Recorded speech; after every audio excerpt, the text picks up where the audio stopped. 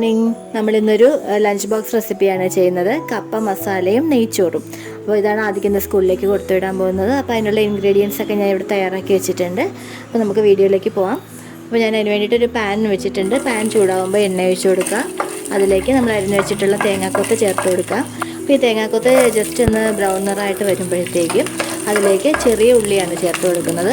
അപ്പോൾ ചെറിയ ഉള്ളിയും ചേർത്ത് നന്നായിട്ടൊന്ന് വഴറ്റിയതിന് ശേഷം അതിലേക്ക് ചതച്ച് വെച്ചിട്ടുള്ള ഇഞ്ചി വെളുത്തുള്ളി പേസ്റ്റ് ചേർത്ത് കൊടുക്കാം. അതിലേക്ക് കുറച്ച് സവാളയും കരിവേപ്പിലയും കൂടെ ചേർത്ത് കൊടുക്കാം.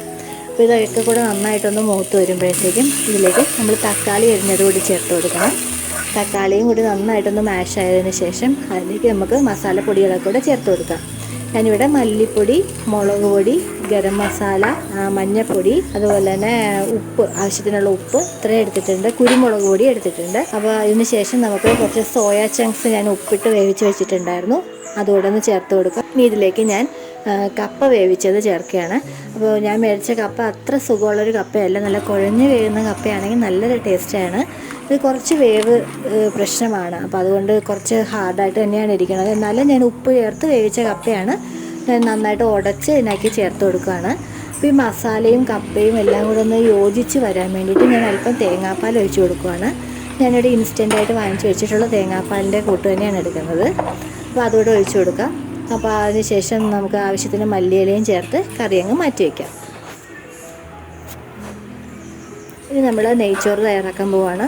അപ്പോൾ ഞാൻ ഓൾറെഡി റൈസ് ഇവിടെ വേവിച്ച് വെച്ചിട്ടുണ്ടായിരുന്നു.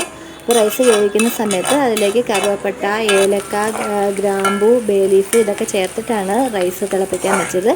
ഉപ്പും ചേർക്കണം കേട്ടോ റൈസിൽ. അപ്പോൾ ഈ റൈസ് ഉണ്ടാക്കുന്നതിന് വേണ്ടിയിട്ട് ഞാൻ കുറച്ച് കാഷ്യൂ നട്ട് നന്നായിട്ട് നെയ്യിലൊന്ന് റോസ്റ്റ് ചെയ്തെടുക്കുന്നുണ്ട്. അതുപോലെ തന്നെ കുറച്ച് ഓണിയൻ അത് ഒന്ന് വറുത്തെടുക്കുന്നുണ്ട്. അപ്പോൾ നമ്മളൊരു പാൻ വെച്ചിട്ട് അതിലേക്ക് അല്പം നെയ്യ് ഒഴിച്ച് കൊടുക്കുക. എന്നിട്ട് നമ്മൾ വാർത്ത് വെച്ചിരിക്കുന്ന റൈസ് അതിലേക്കിട്ട് ജസ്റ്റ് ഒന്ന് ഇളക്കി ആ നെയ്യ് മണമൊക്കെ അതിലേക്ക് ഒന്ന് പിടിക്കുന്ന പോലെ നന്നായിട്ടൊന്ന് ഇളക്കി കൊടുക്കുക. എന്നിട്ട് അതിലേക്ക് വറുത്ത് വെച്ചിട്ടുള്ള അണ്ടിപ്പരിപ്പും ഓണിയനും ഒക്കെ കൂടെ ചേർത്ത് കൊടുക്കുക. അപ്പോൾ ഇത്രയേ ഉള്ളൂ, നമ്മുടെ ലഞ്ച് ബോക്സ് റെസിപ്പി ഇവിടെ റെഡി ആയിട്ടുണ്ട്. ഇപ്പോൾ 8:15 ആദ്യയുടെ സ്കൂൾ ബസ് വരുന്നത്. അപ്പോൾ അതിന് വേണ്ടിയിട്ട് വെയിറ്റ് ചെയ്ത് നിൽക്കുകയാണ്. അതാ വരുന്നുണ്ട് ബസ്. അപ്പോൾ ഇത്രയേ ഉള്ളൂ. അപ്പോൾ ഇന്നത്തെ വീഡിയോ നിങ്ങൾക്ക് എല്ലാവർക്കും ഇഷ്ടമായെന്ന് വിചാരിക്കുന്നു. ഇഷ്ടമായാൽ ഈ ചാനൽ ലൈക്ക് ചെയ്യാനും ഷെയർ ചെയ്യാനും സബ്സ്ക്രൈബ് ചെയ്യാനും മറക്കരുത്. കൂട്ടത്തിൽ ബെല്ലൈക്കൺ കൂടി പ്രസ് ചെയ്താൽ ഞാൻ ഇനി ഇടുന്ന വീഡിയോയുടെ നോട്ടിഫിക്കേഷൻ നിങ്ങൾക്ക് ലഭിക്കുന്നതായിരിക്കും. അപ്പോൾ ഇതുപോലെയുള്ള നല്ല വാർത്തകളും വീഡിയോസും ഒക്കെ ആയിട്ട് വീണ്ടും വരാം. നന്ദി, നമസ്കാരം.